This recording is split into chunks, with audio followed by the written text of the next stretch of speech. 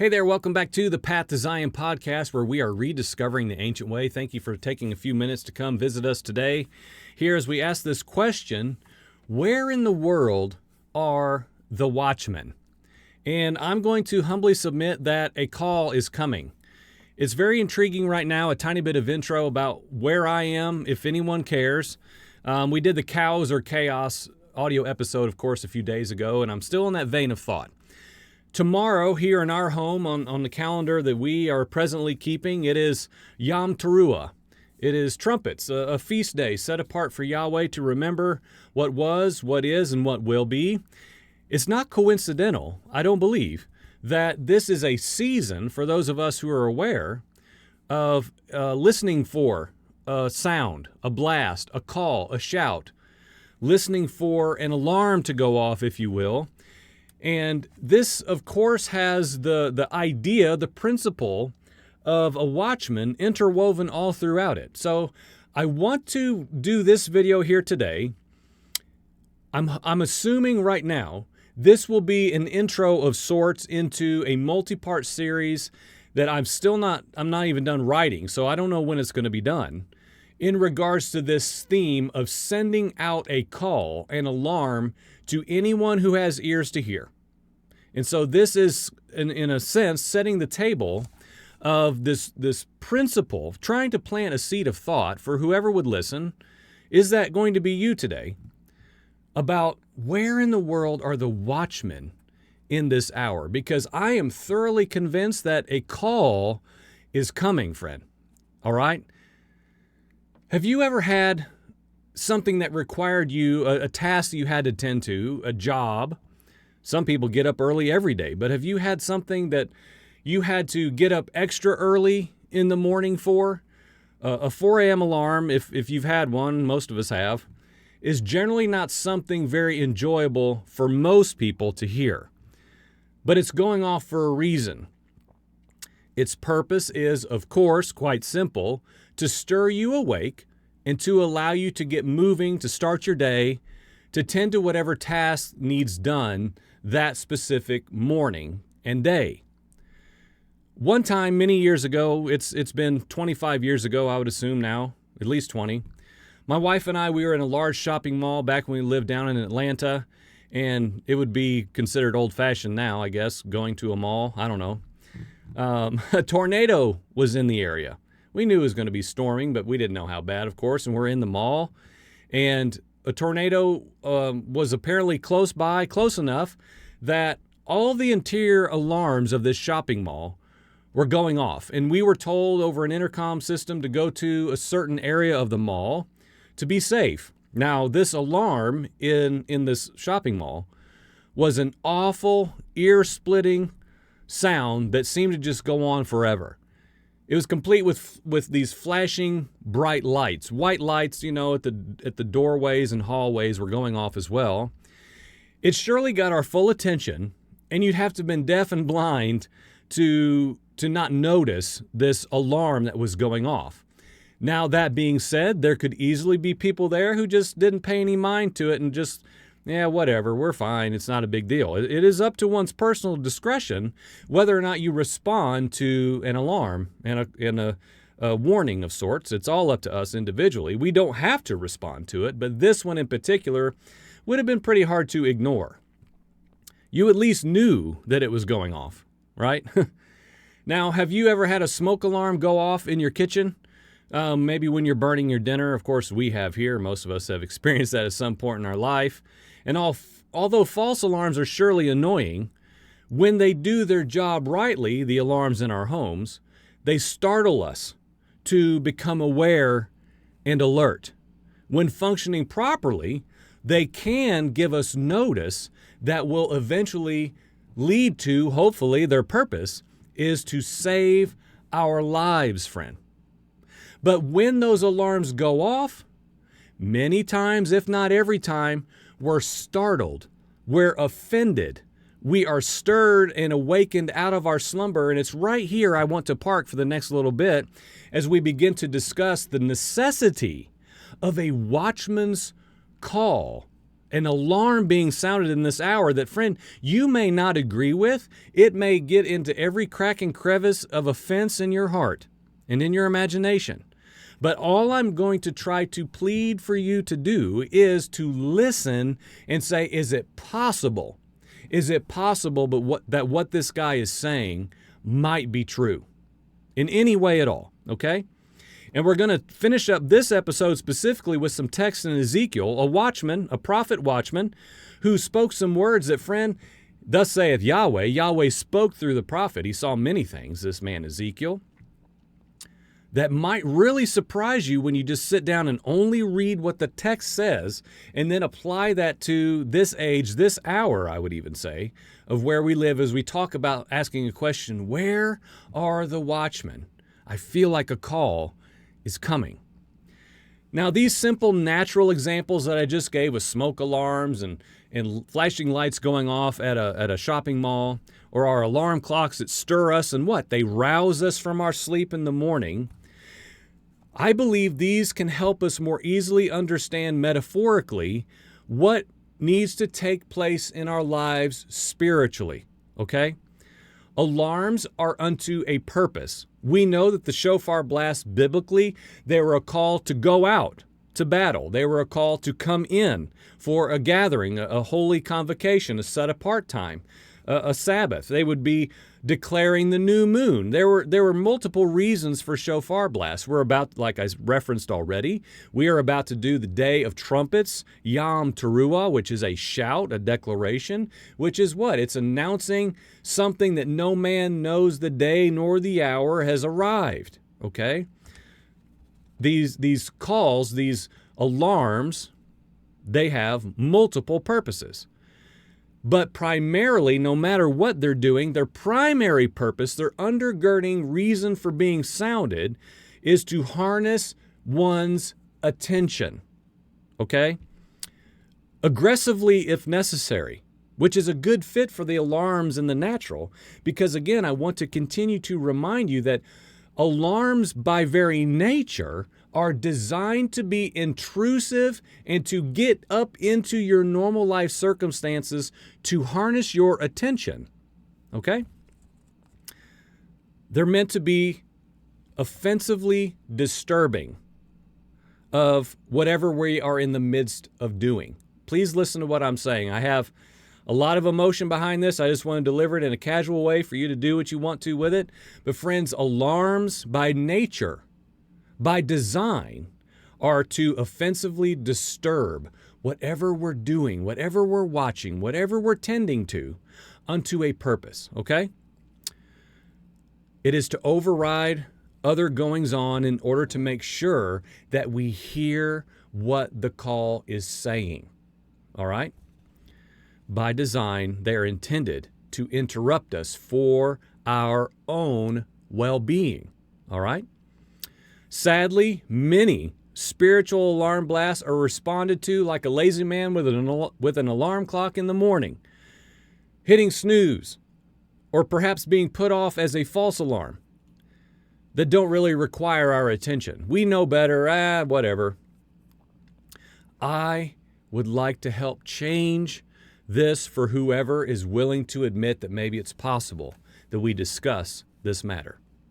So before we get fully started in what I'm going to divulge the rest of this single episode and then in the multi-part series that will come, I want to suggest that there are primarily two camps of people in regards to this, a sounding of the alarm. There are, number one, those who need to hear it for the very first time and be awakened, stirred, alerted to something. And there are those who hear it already and need to either discern or they have discerned, and then they need to declare with a humble confidence what they hear in proper timing and to be delivered in humility, okay, with hearts of compassion, to declare a call like the prophets did. It's a black and white line now. It's a black and white line, but it is I would say it's a compassion-fueled call to say, please listen to the word of the Most High. Listen to the call that's going out, friend. Please, would you listen? It is coming. Something is coming. I see it. I perceive it. I understand it in part. But all I'm saying is, whether we understand it fully or not, friend, do you hear a call that is coming, that is going forth unto accomplishing multiple purposes? We will only talk about a few. But we will talk about, most of all, the overreaching desire that I have, which is, are you listening for the word of Yahweh to come forth throughout all the clamor, and like we referenced in the last episode, all the chaos of this age? Okay, let's move a little bit. Since our title is, Where Are the Watchmen? Do you know what a watchman is biblically? We have to start here, of course, a little bit of groundwork as we move along. So let's talk about that for a few minutes. If you've been around the channel for a while, you know about our study on what it means to keep the commandments. We did a series on shamar. Okay, it's been over a year ago, I'm sure now. What it means to keep, guard, preserve, look over, tend to the commandments. Treasure, preserve them in your heart. And as we know, but in case you're new to the program and have not heard me say this so many times before, the Hebrew word for keeping the commandments is shamar, and it is the exact same word used in the Hebrew scriptures for the watchman. Okay, we made that connection in part in that series back whenever we did it, but in Hebrew they're one and the same. Keeping, guarding, preserving, watching over is the same word used for the watchman in the Hebrew scriptures. First mention takes us all the way back to Genesis chapter 2 and the creation of humanity as we know it. Now this Adam, man, was taken by the Creator, so he's created, and then he's literally relocated into where? The garden, the wonderful Garden of Eden, and he's placed there by the Creator himself. And there, Adam's duty, his task, was to shamar the garden, okay?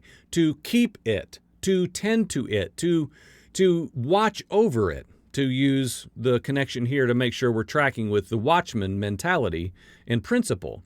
Now, sadly, just one chapter later, most of us know this, that Adam has already rebelled, disobeyed Father's commands, and are banished from this wonderful garden of intimacy with the Creator. Now, this same word appears that we saw for the first time in Genesis chapter 2, where Adam, man, is created to tend to, keep, be a watchman over the garden.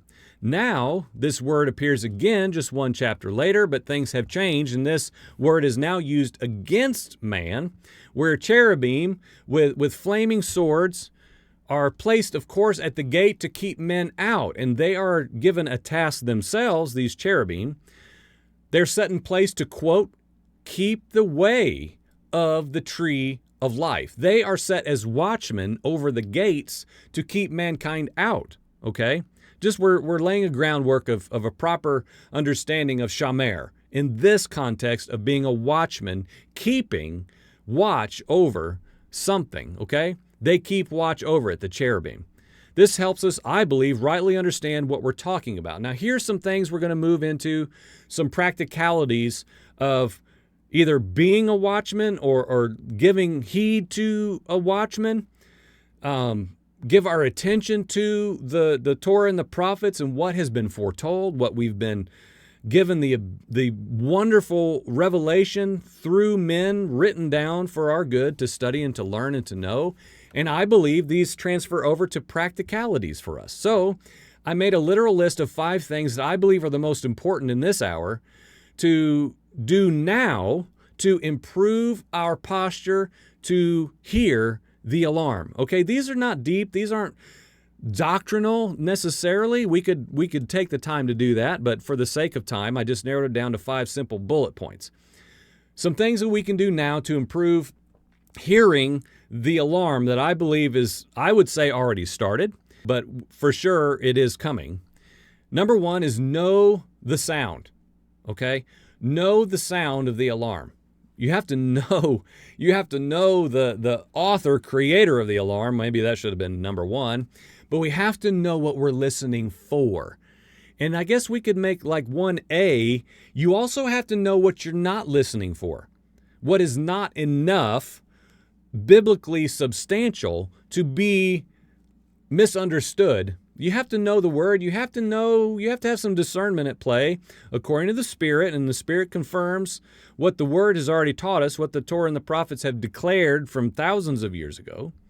So know the sound, number one. Number two, turn down the competing noises of life. Friend, again, just to use some natural metaphorical understanding, some principles, if you sound an alarm on your cell phone in the middle of a huge concert, chances are you're not going to hear that alarm. Why? Your environment that you are in, here's a big word I'm going to really harp on in this series. If you are engaged if you are engaged in ongoing noise and clamor and voices, friend, you will not hear the alarm, the call that's coming from Yahweh in this hour. You will not know it. You will miss it entirely. You're going to hear it. You're going to hear everything else drowning out the call of Yahweh through the watchman. I'm thoroughly convinced that's going on major scale right now, okay? So what do? Turn down the competing noises of life. As I said in the cows or chaos audio the other day, you have to turn these things off. You have to lay your phone down, turn off your television, climb down off of your internet database that you just totally ingest all day long, many people. Go outside and take a walk in the quiet and listen to what Yahweh is saying. Listen to what the prophets foretold as you read the scriptures, okay? Be in the quiet and listen to what the call is going forth in an environment, to go back to number one, where you can actually hear, where you're not clouded by all the noise and clamor of opinion of this hour. Number three, study and remember the Most High's feast days. Biblically now, many people would think, well, what in the world does memorializing keeping shamar, the feast days, have to do with hearing the call in this present age, at the end of the age? How in the world? Well, all of the feasts are pointing to memorials of what was, an example of practicing now in preparation in the right now, looking forward to what will be. Okay, so we are rehearsing for something by memorializing what was to be more postured and prepared for what will be. Simply put, biblically, as we always repeat here on the channel, they are not the possession of the Jews. They're the feasts of Yahweh, okay? They're his memorial feast days, and they are in place to teach us how to memorialize what is behind and to prepare us for what is ahead. Now, one way we prepare for what is ahead as we walk through the feast days is, I believe, it helps tune us into the timing, the timepieces, the appointed times moedim of the Creator.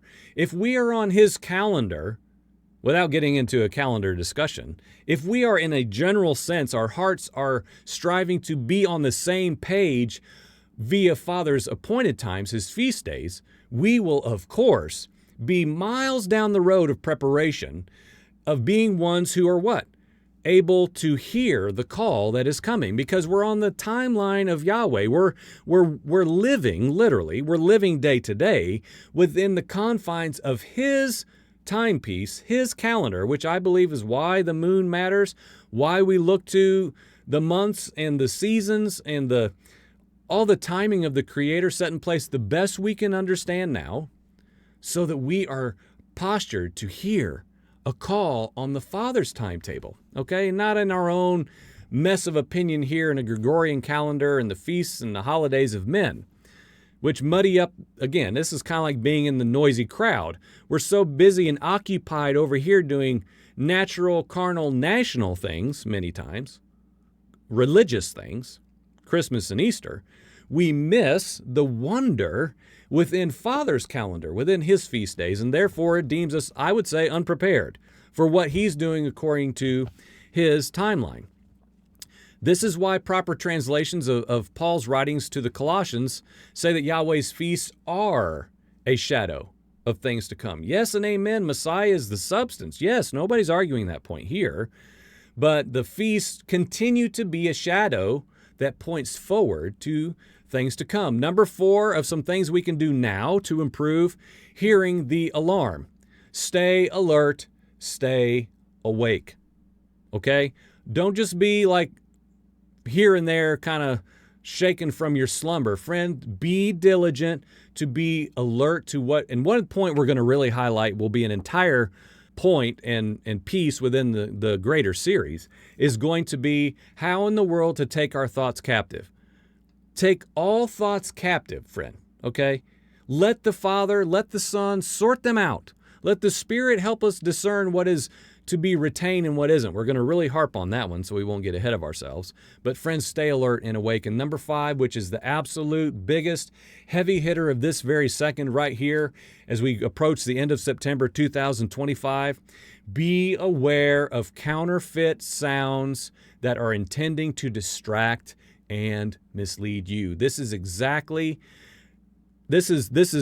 arm in arm with number 2 about turn down the competing noises of life.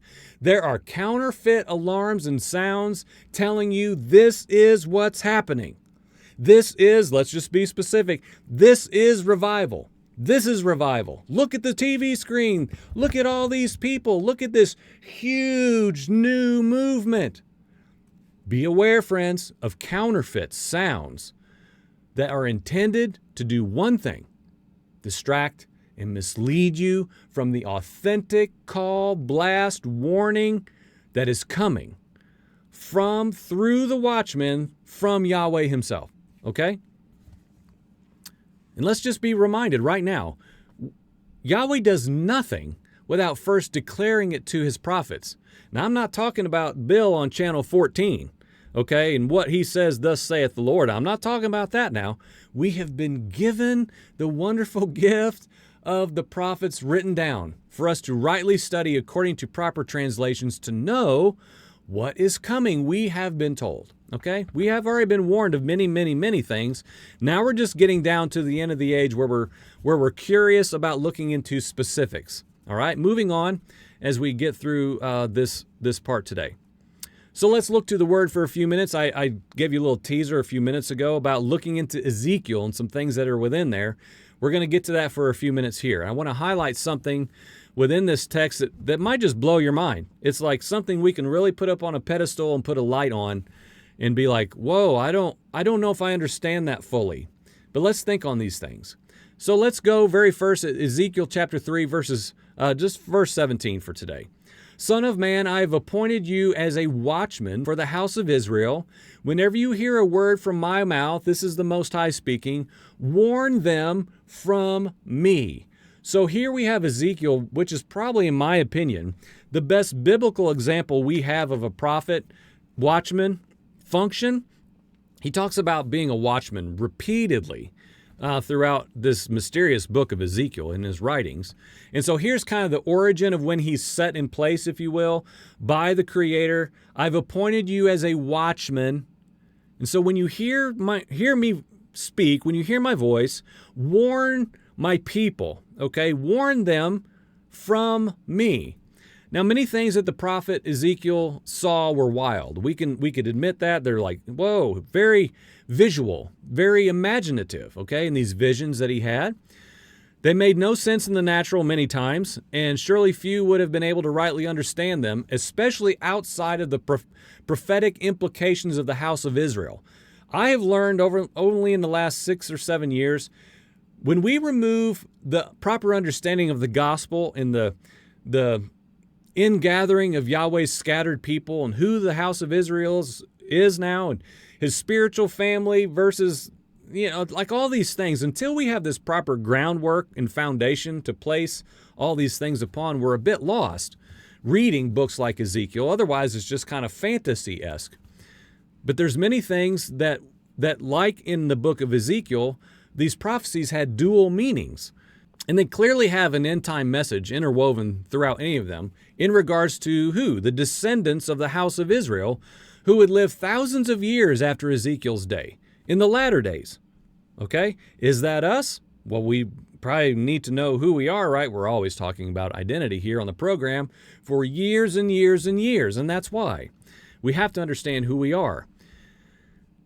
If we go further into Ezekiel, we know we highlight it on the program here all the time. Ezekiel chapter 36, where Yahweh, he even speaks of the new covenant, the mystery of the new covenant through the prophet Ezekiel.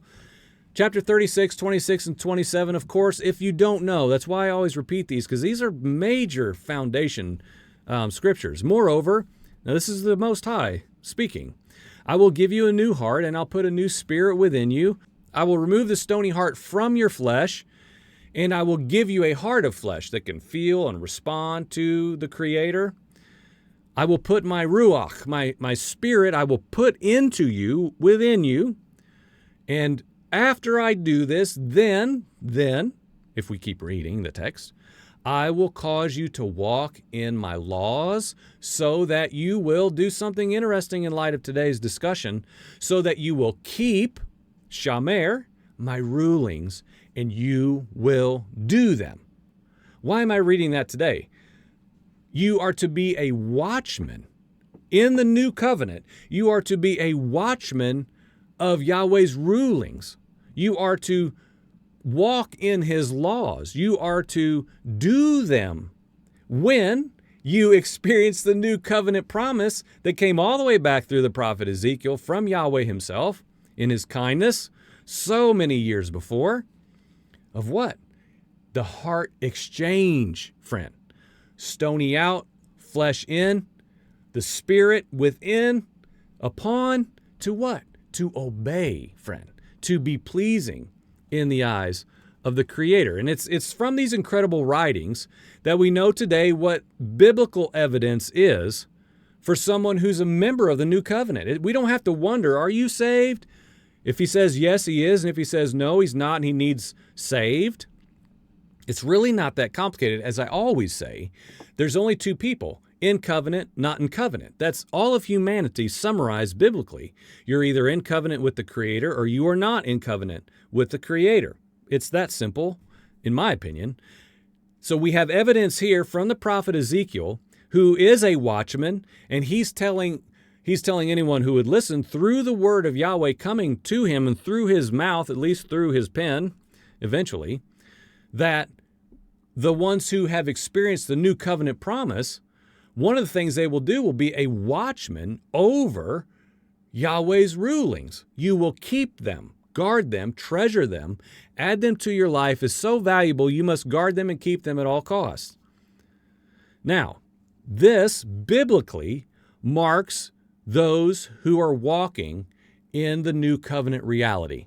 If you walk in Yahweh's laws, if you're guarding them as a watchman over his rulings and doing them, quote, that is the new covenant, friend. That is a prerequisite to know what the watchman is declaring, which begins going back and listening, I believe, listening for real to what the prophets declared.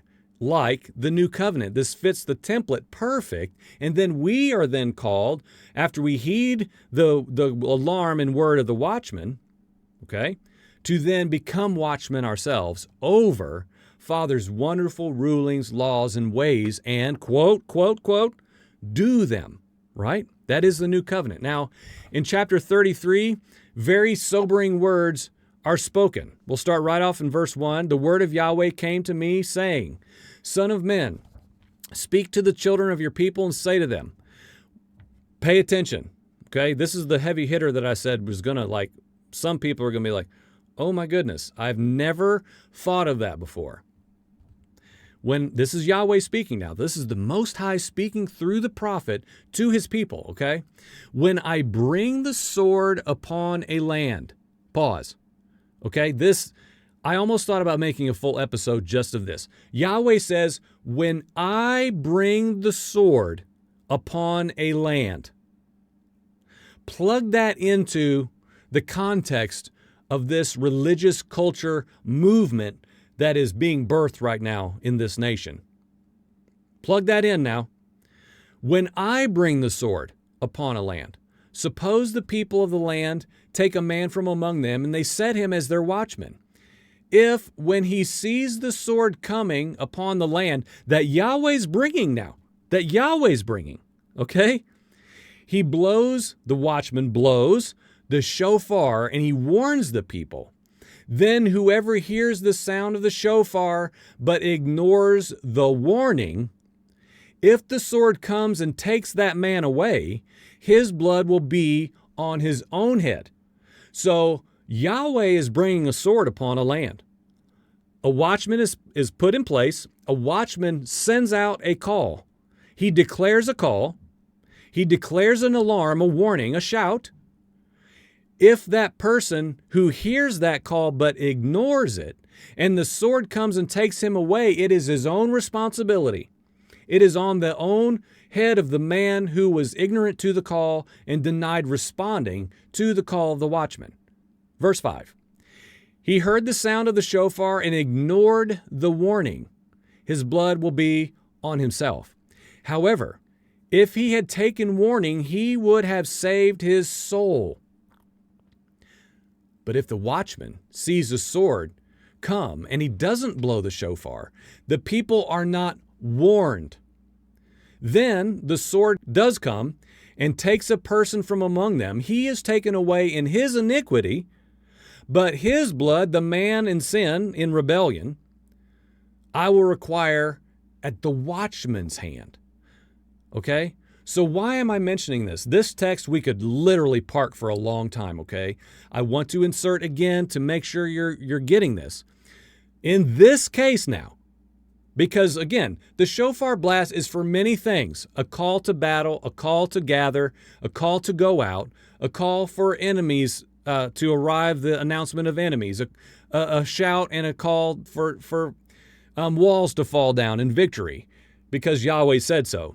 It is a call to memorialize and remember Yom Teruah, as we've highlighted. Yes, many, many things, but also, this speaks of when I, Yahweh, bring a sword upon a land. Okay? So, I say this text because I personally feel, as humble as I know how to say, I used to get all excited about prophecies and all these things that I could say and do and all this stuff, and that was fine and dandy and full of emotion, and I saw tons of responses back in the day. This is different now.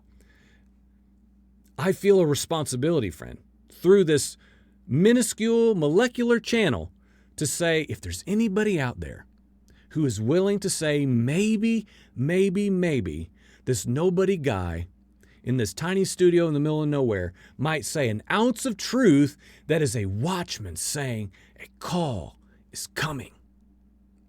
Is it possible? Is it possible? Or does it need to be on your TV? You know, like for millions to see, or on a major platform with fireworks? Or does it have to be at a concert where there's 50,000 people and a smoke show? Or does it have to be that way, friend? I am compelled to say, please listen to a call that is coming. And I'm saying that I'm very convinced this is a sword being brought upon a land from Yahweh himself. Not this enemy over here, not blue team, red team, not men duking it out over political nonsense, but Yahweh is bringing a sword to a nation, friend.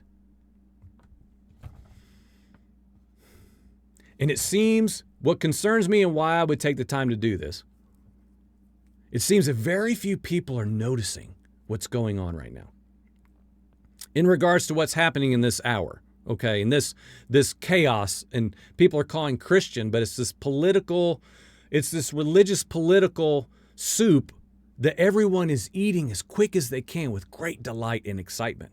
And I don't see but maybe a handful of people that are very obscure and not well known, of course.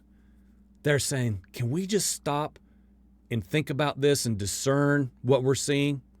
Is anyone, and that's what I said in the last program, is anyone just stopping before their hands hit the keyboard, before they drool over thousands of people praying and raising their hands, repeating the name of Jesus over and over again? Is there anyone else that's willing to say, maybe this isn't a global revival? Maybe. I have something that I want to share over the next days and maybe weeks that's quite different than it looks from this ground view that is plastered all over media right now, where all the chatter and the chaos dwells, which goes back to my main point about how in the world we improve our discernment and our hearing to recognize the alarm, friend. Because there's so much noise down here. And I gave this visual. I'm almost done here. I gave this visual in the last episode of down here on the ground. I get it. There's all this excitement and chaos and angst and emotion. You got tears and you got men ready to go kill the bad guys. And you got brother hating brother and all this escalated verbiage and big words and all the stuff, all this emotion stirring, and Jesus is stamped all over it. Christian, patriotic American Christianity is stamped all over this stuff. But where are the people who are just saying, I have some concerns and questions? Don't worry about conspiracy channels and all those things. That's a whole compartment over here. Is there anyone using discernment here towards what we see?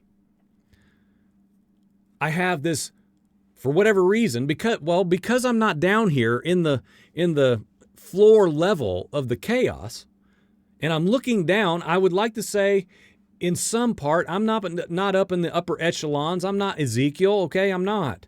I'm just a guy who's trying to be a watchman in first grade. But from where I am, which is a little bit above all of this, it just doesn't look like it does on the ground. I mentioned that in the last episode in case you didn't hear it. It just doesn't look the same to me from up here as everybody's telling me it is down here in all the noise and the clamor. And so I want to deliberately invite others to heed the call to exit all of that chaos and change their vantage point. We've got to change our vantage point and become spiritually discerning people. That takes time. And you may have to suppress all of your emotions and really check it, spiritually speaking. As I said in the previous episode, it just looks different from where I'm sitting. And some other people too that I'm seeing online, thankfully. Not ironically, I too feel that we are at a turning point in this nation. Oh, we sure are. Yes and amen. That part I agree with, but not like the masses are buying into and seem to believe with immediate delight. It's time to return to something, friend. Return to something. It's time to turn back to Father's ancient good way in repentance. Most are promoting this instantaneous drop from the sky revival that's just suddenly here and filling arenas. But friend, I just don't see it. Nothing in my spirit confirms that as being genuine. I've tried. I have, without getting into it, for many times I have sat and I said, is it me? Am I crazy? Am I hard-hearted? Do I not want what you deem revival, Father? Is there something wrong with me? Because millions of people are looking at this and calling it your work, your handiwork. They're calling upon what I would say is part of the problem, the name of Jesus, but they're doing what they know. Show me if I'm the one who's stubborn and resisting a work in this nation. But friends, I can't get there. Something in me says, no, Joel, no, be still, watch, discern, be a watchman. A call's coming, and so that's why we're doing this. As we bring this to a conclusion in humility, as free from emotion and drama as I am physically capable of, literally, I want to write, record, and share what I see. It will be practical. Most of it will have literal lists of what I believe we are to do and what we are to avoid in the coming days, weeks, months, years.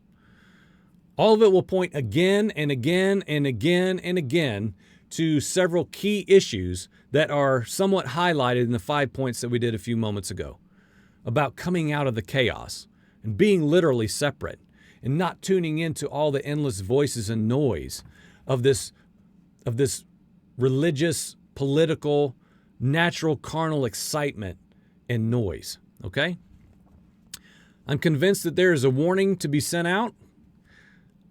Some people's senses are quite dull, very dull. Some are flat out deaf and blind. It is just fact, friend. It's fact. I want to send out a call, if Father will help me, to do it well. A shout out to anyone who might humble themselves and listen. A call from the Watchman's Tower to say, is there anyone listening above the noise and distractions of this age? Now, specifically to the point of how this will play out, it's probably going to take me a while to get it posted, friend. It just does. I have a real life. I have feast days. I have people coming to my property. I have a business to run. I have a life to do, all these things, yes, but I want to try to give this priority, but it takes time to sit down and write things out and think on them before I just put them out there. So please be patient with me, though. If you're new around here, subscribe to the channel if this piques your interest. Subscribers, please make sure that your notifications are on when these videos come out in different parts and segments. This stuff is going to matter, I believe, very, very, very soon, if not already. So the question today is, where are the watchmen? I've seen a couple, and I've seen some other people that I thought were watchmen that are drinking the juice with delight. I'm grieved. But we forge ahead. It's going to look however it falls. I don't know. It sure is not up to me, nor you. All we do is our part, our small part, to declare what we hear and what we see that agrees with the Word and perpetuates the ongoing revelation of a coming kingdom where Yahweh makes all of this nonsense right. A call is coming, friend. Are you listening? Are you postured to hear? I hope that you are, and if you're not, tune back in, please, to listen to some suggestions on how to do that. You've been listening to and watching the Path to Zion podcast. We're rediscovering the ancient way. Go to pathtozion.com where all the audio archives are. Subscribe to the channel here on YouTube. Follow us on every single podcast and audio platform that exists. We are everywhere if you want to find us. Thank you so much for watching. Amen.